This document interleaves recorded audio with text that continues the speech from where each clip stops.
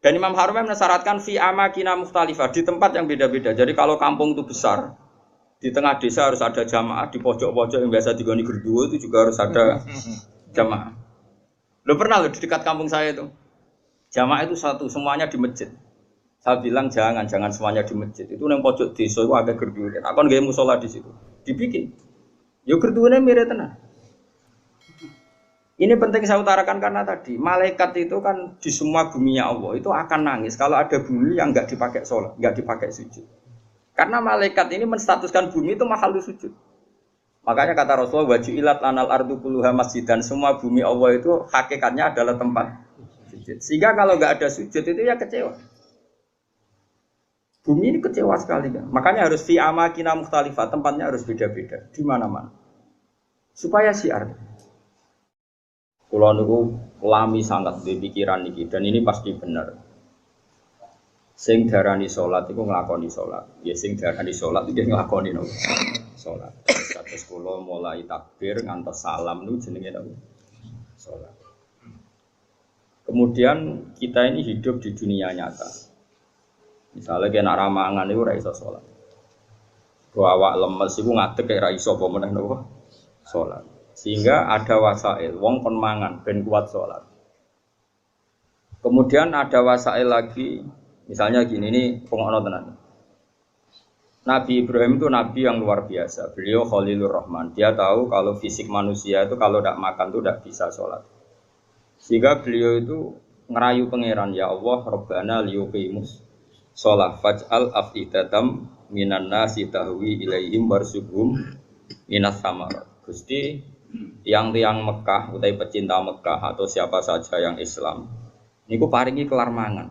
Denak kelar mangan niku ben kelar sholat. Sehingga para ulama juga mengkiaskan, misalnya begini. Kalau kita tidak punya otoritas politik, maka sholat dilarang. Sehingga kita juga menjaga otoritas politik supaya sholat itu tidak dilarang. Caranya gimana? Misalnya gini, saya ini buruh di pabrik milik Cina yang non-muslim. Gara-gara saya buruh dilarang apa? Sholat, karena mengganggu jam kerja. Kalau saya mampu bikin koalisi buruh menuntut hak sholat, saya harus melakukan itu. Karena itu cara saya untuk mendirikan sholat. Atau kalau ada umat Islam mampu kaya dan bisa menciptakan lapangan kerja dengan membolehkan sholat, maka harus melakukan itu demi tegaknya sholat. Makanya ini kelirunya kita. Nyongkone ngelakoni sholat itu pokoknya dekne dewe sholat. Dia agak mikir bahwa untuk bisa sholat itu dibutuhkan kekuatan ekonomi, kekuatan politik. Saya tuh ngaji di mana-mana, saya ulang-ulang. Islam ke Selat Malaka itu Thailand sama Indonesia itu umurnya bareng. Cuma kebetulan Thailand nggak milih politik, negara dikelola non-Muslim. Tahu-tahu sholat itu dilarang di Thailand. Indonesia kebalikan, lah kiai ini seneng politik, keterusan nganti sakniki, paham ya? Akhirnya rawali songo itu Islam lagi rong generasi. Iku wis gawe demak napa? Wah, senatri mau sholat dilarang. Nara sholat ra iso dadi presiden. Jadi saiki sholat malah bupati kok ora sholat, terus ra ngarah dipilih, gubernur kok ora sholat. Lho, ra ngarah dipilih. Ana cawayu sholihah kok sing lanang ra mbebo sholat, ya ora payu. Ibu keterusan, paham? Tapi ini mau cerita. Jadi karena redaksinya Quran itu wa iqamis sholat, mendirikan sholat supaya sholat itu berdiri, bukan kamu saja tapi seluruh negara. Dan itu dibutuhkan macam-macam tadi. Ibrahim nyontohkan kekuatan politik, kekuatan ekonomi bahwa untuk sholat itu harus warzuqum minas samarat, harus ada materi fisik yaitu orang makan. Terus di ayat umum Nabi Muhammad dicontohno ciri utama agama wis menang ku Muhammad wala yumakkinanna lahum dinahumul ladzir tadallahum wala yubaddilannahum min ba'di khaufihim amna. Ciri utama kemenangan Islam Muhammad nak orang melaksanakan Islam itu sudah ada ketakutan. Disebut wala yumakkinanna dinahumul ladzir tadallah. Jadi kira-kira perasaan kula ada satu negara yang lama sekali ada Islamnya. Kemudian sholat di situ takut. Sama negara yang sholat tidak takut. Cara alamat untuk futuhe pangeran yang milih negara yang sholat itu udah tak takut. Mergo Allah ngendikan wala yumakkinanna lahum dinahumul ladzir tadallah. Allah bikin tamkin itu kemampuan melakukan ibadah secara netral, secara kuat. Terus wala yubaddilannahum mim ba'di khaufihim amna, dan mereka melakukan ibadah itu merasa aman, tidak merasa takut. Kayak dulu sahabat sholat tuh sembunyi-sembunyi. Ba'da fathi Mekah sholat terang. Ini penting kalau ingat loh. Jadi sing sufi goblok ya ben mari, ben gelem rontok politik. Sing politik yo mari sholat tuh rambut tebar pesona. Jadi sepodo mari ini terus yang waras wedok ya ujug ben nanti pikiran. Ya pokoknya iki ngomong ilmu ngono ae napa, ora usah ujug-ujuban, pokoknya ngomong napa? Ilmu. Ora usah terus rasa suci dhewe yo ora. Wong rom yo lagi tak kandhani iki wae ujug. Tapi yang jelas ning ayat itu jelas sorry ada kata-kata wala yumakkinanna lahum dinahumul ladzi irtada lahum wala yubaddilannahum min ba'di khaufihim amna. Jadi ciri utama agama hebat itu kalau merasa tamkin. Kowe rabi yo iso, wayah yo iso itu berarti wis jos. Beragama secara napa? Benar. Paham ya? Tapi nak wani ya pokoknya sementing itu wani. Lho kalau di kanca bojone loro telu iku langsung legal kabeh didaftarno langsung legal kabeh. Kondang tenan. Rabi langsung wakeh didaftarno ya langsung legal kabeh. Yo hebat tenan. Tapi kok kuat suwe ora ya ora roh nek iku takdir no. Tapi ini penting kula aturno nggih. Kula niku kan maca tarikh niku kathah. Maca tarikh niku kathah. Di antara tarikh itu kenapa semua nabi itu kok menguasai negara? Enggak ada nabi yang enggak menguasai negara. Nabi Muhammad pada akhirnya menguasai Mekah Madinah. Ada Fathu Mekah. Karena dengan menguasai ini berarti sholat ibadah menang. Sholat ibadah menang. Kalau enggak ya dilarang. Dulu orang sholat di Masjid Haram itu dilarang. Dulu orang Islam sholat di mana-mana dilarang. Sampai Islam kuat, terus berani terang-terangan sholat. Fasda gimana Dumar. Di Indonesia sekarang luar biasa. Malah pejabat yang enggak sholat itu dijeng wong. Kira-kira malah rada di. Golek bojoe wong ra salat saiki kangenan. Musibet. Wes pokoke jos. Tambah kowe ketok khusyuk, sawangane tambah gampang rabi. Jajal misalnya Mustafa nganti badhuke ngecap koyo wayah iku koyo mungkin. Lah berhubung sujute urung kaya kan sah ta ora wayah dengan badhuk ngene. Maksudnya geng meyakinkan kan. Koyo orang iso ngajak ning swarga lah. Pokoknya dengan rai seperti ini itu masih itu. Coba adekne wis abid, goni syarat sugih abid tok ya. Wis pokoke lakoni wis nawani ya. Tapi ini penting kalau terangno ya, makanya istilahnya wa iqamis shalah, mendirikan. Jadi salat itu berdiri. Terus kedua kata Imam Haromen salat itu harus fi amakina mukhtalifatin di tempat yang beda-beda, sing ma'rufah, sing dikenal. Jadi wong kok salat ning isor pring dhewean tuh gak sah dari Imam Haromen. Sholat kudu di tempat terbuka, terutama fardhu. Sehingga kata Imam Haromen, kalau sudah ada jamaah tapi fi buyutim di rumah masing-masing, la tadharu bias syiar yang syiar tidak kelihatan putih itu tetap diperangi. Makanya syaratnya jamaah itu harus di tempat apa? Terbuka. Karena ini butuh syiar, butuh show bahwa Islam ya demi sholat, bukan sholat demi Islam. Jadi kita bela-belani kelar mangan ya ben kelar sholat, menguasai politik ya ben sholat tidak dilarang. Kita menguasai publik biar publik terinspirasi oleh hukum Islam rupanya apa? Sholat. Sehingga kata Imam Haromen, kowe sholat jamaah, maksudnya ora sah makili fardu kifayah, nak sekedar sah ya mungkin sah. Tapi qata lahumul imam. Dan Imam Haromen mensyaratkan fi amakina mukhtalifah di tempat yang beda-beda. Jadi kalau kampung itu besar, di tengah desa harus ada jamaah, di pojok-pojok yang biasa digoni gerduwo itu juga harus ada jamaah. Lo pernah lo di dekat kampung saya itu? Jamaah itu satu, semuanya di masjid. Saya bilang jangan semuanya di masjid. Itu yang pojok desa itu agak gerduwe. Aku nggak musola di situ. Dibikin. Yo gerduwene mirip tenan. Ini penting saya utarakan karena tadi malaikat itu kan di semua buminya Allah itu akan nangis kalau ada bumi yang nggak dipakai sholat, nggak dipakai sujud. Karena malaikat ini menstatuskan bumi itu mahalul sujud. Makanya kata Rasulullah wajulat anal ardu kulluha masjid, dan semua bumi Allah itu hakikatnya adalah tempat sujud. Sehingga kalau nggak ada sujud itu ya kecewa. Bumi ini kecewa sekali kan. Makanya harus fi amakina mukhtalifah, tempatnya harus beda-beda di mana-mana. Supaya syiar. Kalau jamaah tetap di rumah, qata lahumul imam, harus boleh diperangi oleh imam.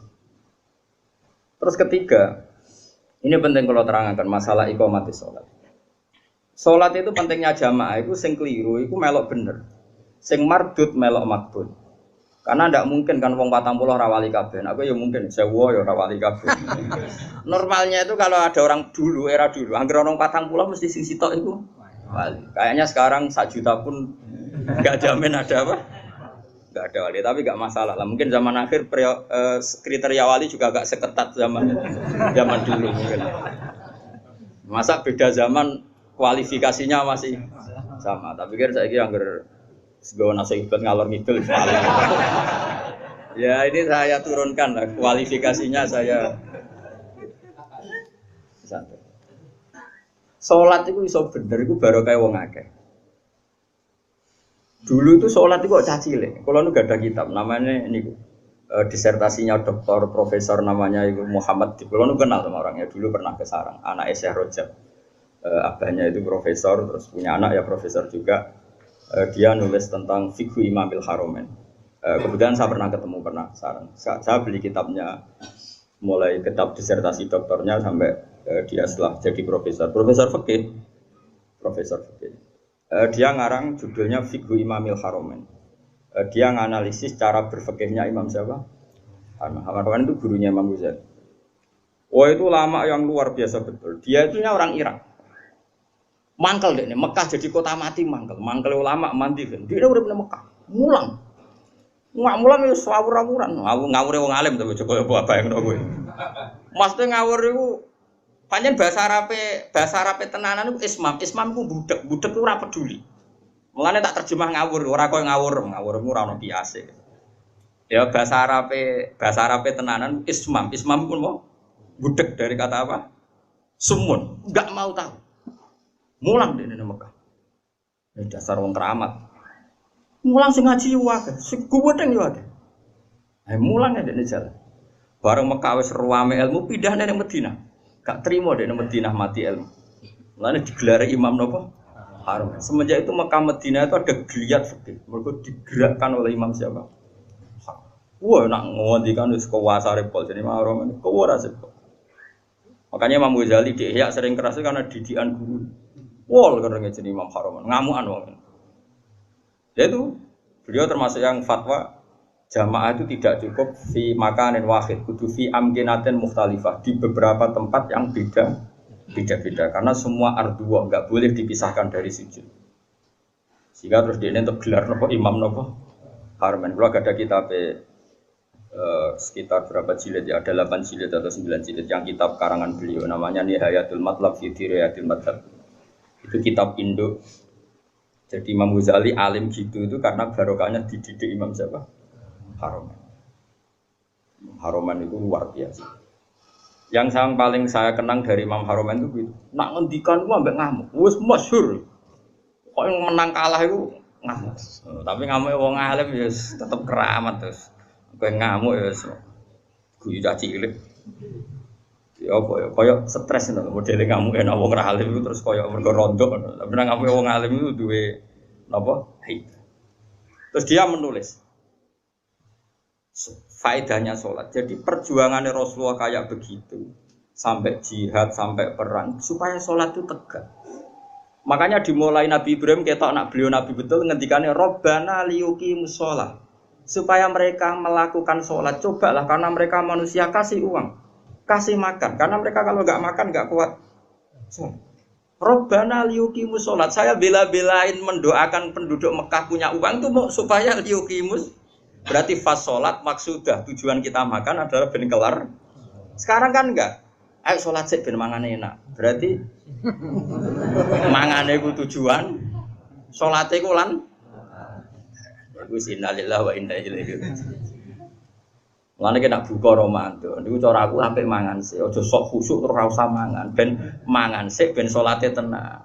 Ayo salat sik ben bukane tenang. Berarti kowe bela-belani mangan, salate mau lantara. Usum ndi kene kowe.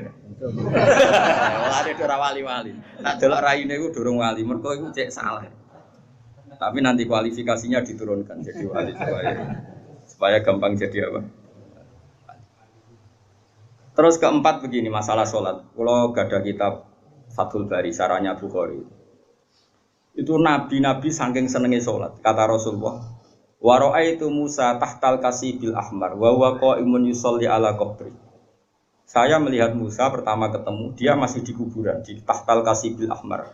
Ada gundukan merah dekat Yerusalem, itu sekitar berapa ya? Sekitar 6 kilo atau berapa. Karena kalau di teks hadis, saya ulang lagi ya, di teks apa? Hadis Nabi Musa itu sebenarnya mau mati itu di Tih, mau wafat itu di Tih. Tih itu ya dengan Masjid Haram masih 20 kilo atau berapa, masih jauh. Terus beliau kata Nabi Musa, Nabi itu unik semua. Ya Allah, matikan saya romyatan bi hajarin ila ardil muqaddasah. Saya inginnya mati hanya selemparan batu karena dulu enggak ada kiloan, enggak ada meteran, ukurannya romyatan dihajarin sekuat orang melempar batu, ya sedekat itu saya mati. Ya kira-kira berapa? Orang melempar batu itu paling berapa kilo? Kira-kira. Gak buanter, wong Arab lho, aja wong rono. Wong Arab wis bar mangan, aja. Hah? Nak watune cilik tak gede. Nak watune gede kok. Nak jak matematika juga. Gak piro. 100 meter par kan? Hah? Bro. Nah itu di situ Nabi Musa itu sholat. Kalau nanti teng makomnya Nabi Musa, makom itu tempat beliau sholat dulu. Teng kuburannya, meskipun kuburannya mukhtalaf alaih tentu.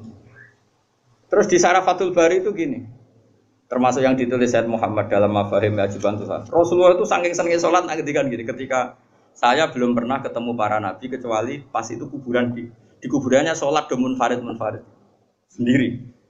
Kan gak iso ngentongi jamaah mau ndak mau harus sendiri. Pas Nabi Muhammad mau Isra itu kan beliau di Baitul Maqdis. Semua sholat datang. Karena mereka hobinya sholat ini mumpung ada imam besar. Imam besar Kanjeng Nabi maksudnya kok napa, Pak? Kowe kok aja terlalu jurnalistik.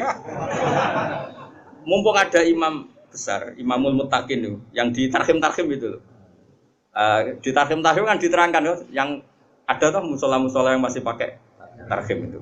Watakot dam tali solati, fasolah wa antal seperti terus watakot dam tali solati terus wal antal apa imam. Kemudian para nabi datang, kamu maju dan kamu menjadi apa imam.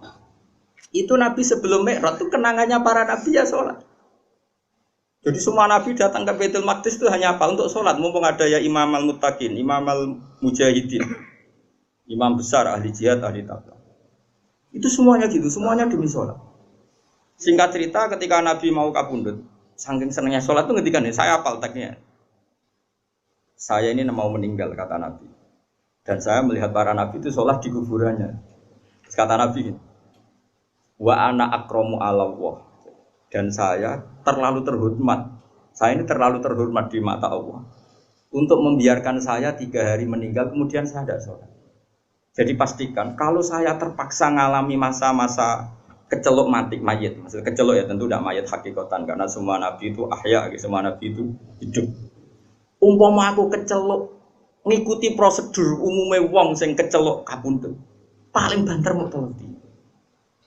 Aku ku izin mbek pangeran, terlalu terhormat pangeran kok aku terus ning kuburan kok amen turu mati terus sholat. Jadi nabi cita-cita terbesar beliau setelah meninggal pun itu mau melakukan sholat. Wa ana akramu ala rabbi. Setelah saya meninggal gini walam usolli ba'da salasin. Kemudian saya tidak sholat setelah masa 3 hari. Ya masa 3 hari mungkin itu pilihan Nabi karena mau tidak mau harus mengalami proses peralihan alam ya. Tapi tetap cita-citanya itu sholat. Nah saya ini gue iso sholat udah spring susu. Ya Allah, ya Alhamdulillah dan sampai sejak urip besar. Terus keempat, sebaiknya imam sholat itu yang paling alim, paling akrok, paling benar. Itu awal-awalnya. Tapi nanti kan terus kayak seleksi KPU. Misalnya Mustafa, wis iki jenggoten wis sunah Rasul tua wis bener. Tapi engko tajwidnya kalah mbek Ki Fuad. Ki Fuad misalnya tajwidnya bener kalah sepuh mbek Pak Hudi. Nanti kan iso seleksi kan ribet. Sajane apik aturan itu tapi nanti sini ribet. Terus Ruhin menang. Wah, ra iso sing paling parah pangeran jare Nabi wong fakir. Wah, seset barakah. Wah, yo repot. Dulu itu sholat itu memang diseleksi betul. Karena ya umul qauma aqra'uhum likitabillah, yang paling berani imam itu yang paling akro, yang paling afqah, yang paling asan, yang paling aqdam hijratan difke kan ada aturannya. Satu yang paling bacaannya benar.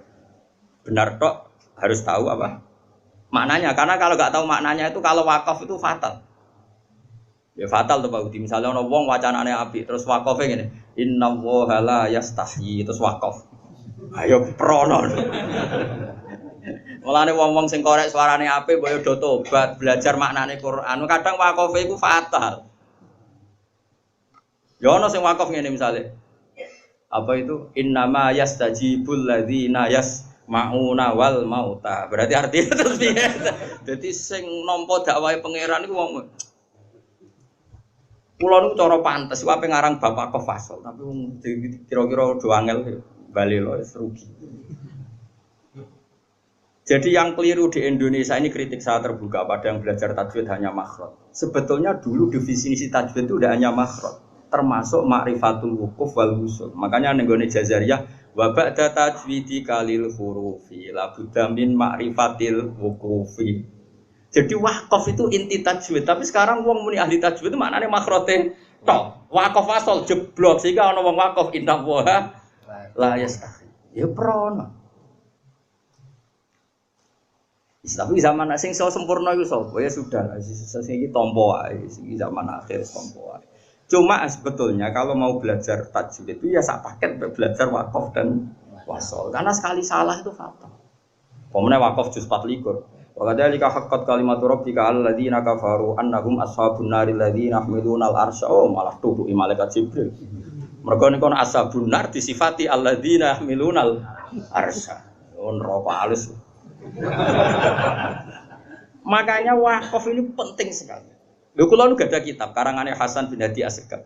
Saking judulnya kitab Al Jauharul Masun fi Qiraati Qalun, qiraahnya Nafi' yang riwayatnya Qalun. Sampai saking durane Habib Hadi Hasan bin Hadi Asegaf. Itu orang Sadat yang terkenal ahli qiraah. Sampai ngedikan gini. Saya ngapal kitabku 6 wakaf tok dakhalal jannah. Saking mangkele wong wis ora belajar. Roh tok 6 sangka wakaf. Iku dakhalal. Lah aku iku apal ae ketan. Jadi potensi mlebu swarga itu tinggi lah karena 6 wae swarga. Puluhan mungkin ratusan. Karena ya tadi fatal. Kalau tidak tahu itu fatal. Ya tapi piye zaman akhir ki ape opo? Wong-wong ora sempurna. Ya sudah enggak apa-apa, sudah kita seperti ini kita terima saja. Semenjak wong padha buletes, untungnya Nabi ngendikan ra ikut tok. Sallu khalfa kulli barrin wa fajirin. Sallu khalfa man qala la ilaha illallah. Semuanya iku ora ono seleksi. Ane kula nu salat teng putih-putih makmum guling-gilingan nak imam ora usah diseleksi. Pokoke KPU wae. Dadi kula wis anggere ana wong imam nggih. Hingga detik ini kula sering makmum. Kalau sampean kapan-kapan nak tua yang imami kapan-kapan, tapi saat ini sementara makmum giling-gilingan nak sholat itu sesuatu yang baik, bahkan ketika diimami orang yang kurang baik. Masyhur itu kan, ketika Sayyid Rasman dikepung oleh orang-orang Khawarij, semuanya itu fusak, terus sholat didirikan. Ketika sholat didirikan karena orang soleh itu dikepung, diimami mubtadi, orang yang sangat berdua, ratir mau berdua, sangat berdua. Bahkan orang yang imam ini termasuk orang yang menghendaki Husain terbunuh. Sayyid Utsman terbunuh. Orang-orang baik di dalam gedung, termasuk Sayyidina Utsman, Sayyid Hasan bin Ali, terus ada Abu Hurairah, ada beberapa itu di gedung. Terus ketika sholat didirikan itu ada yang usul ke Sayyidina Utsman. Ya Utsman, apa engkau membiarkan mereka ngimami sholat sementara mereka berdua itu? Jawab Sayyidina Utsman lucu. As-sholat ahsanu ma ya'malun nas. Ini ada di Bukhari. Faida ahsanan nas fa ahsin ma'hu. Salat itu perilaku terbaik manusia. Kalau mereka sedang sholat kan sedang baik, ya sudah enggak apa-apa kamu makmum. Setidaknya pas sholat itu sedang baik. Saking arifnya Sayyidina Utsman. Makanya sama makmum rugen yo bolak-balik. Setidaknya pas sholat itu pas waras. Lah kok pas wedo ya pas ra tanut. Pas sholat kayak Mustofa itu pas sholat ya tanut. Tapi nak pas turu ngaji ya ora tanut. Jadi sementing itu pas sholat itu kearifan. Aku lo makmum wong bolak-balik, kecewa ya bolak-balik tapi aduh. Mulane kula mantep dosa kula disepuro, kula husnudzon be pangeran. Pangeran dawuh anak idadzoni abdi. Kula nu zaman melarat, saiki lah ya urung juga tapi kula nire tuwih melarat timbang saiki. Moro Jogja niku beto kerdus. Kalian santri kula kalih. Kula riyen zaman melarat to di santri. Ya sepakat kiai. Melarat lah yo. Lho kula zaman melarat itu wis ngorek kitab mahal, kitab tertinggi loh. Setelah Fathul Qorib, Fathul Muin, Fathul Wahab itu kitab banyak santri sarang yang ikut saya karena ingin ngaji sama mahal. Padahal tamat aliyah. Jadi mulai dulu saya di Jogja pertama itu mahal. Saya kira tak dono nasoil bibat. Lagi nak gelem sorokan loh, tapi juga semua cowok tak balenin dah mulang nopo mahal gitu. Tapi sekali raiso tak usir. Itu makmum. Lalah itu lu ngaku itu bada sufi, sama naruhan bada sufi. Pas antara Pati Purwodadi itu sudah masuk Purwodadi itu wajib Jumatan. Pulau nu wedi pangeran.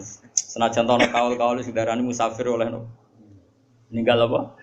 Jumat, wong musafir tenan, misalnya kalau teng naruhan ya ora omahku. Singkat cerita aku tetap medem. Padahal gue kerja sekali perjuangan.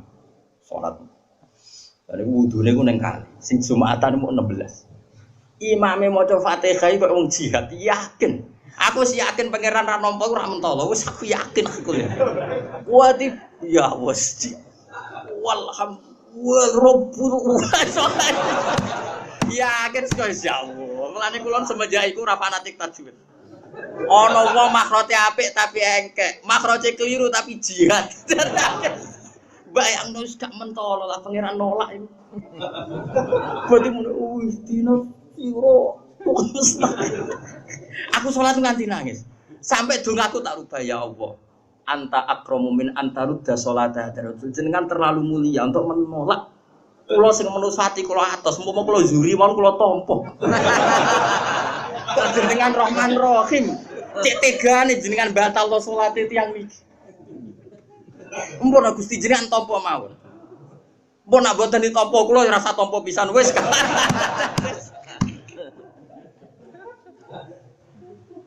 Insyaallah. Tapi kalau tetap majibno makhraj iki mau cerita, kira usah melok-melok, aja terus sensitif.